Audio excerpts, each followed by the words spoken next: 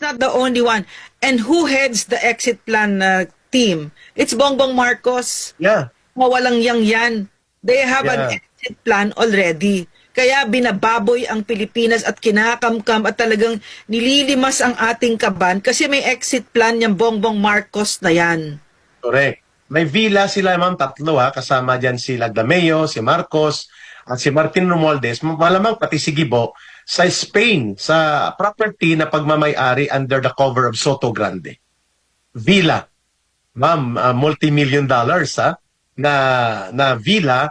Ay, we don't believe na si Marcos wala doon, sila ni Lisa. Kasi, ano yun ma'am, 4 or 5 na villa na ang itinuturo po ng source natin ay si Martin Romualdez po nagpapacilitate tsaka sila Anton Lagdameo. So, agree. Ano po, European country ito So, malamang po, may exit plan sila na hindi sa Amerika kasi mahirapan sila. Hindi nila kaalyado ang nakaupo doon at pwedeng bawian sila ng kanilang mga ari-arian at mga ninakaw na yaman. Kaya Europe sila tatakas. Mukhang si Gibo Teodoroy involved sa exit plan na ito at may iba pang mga cabinet officials na nasa ilalim ni Marcos na pasimple lang na may mga Maltese passport at citizenship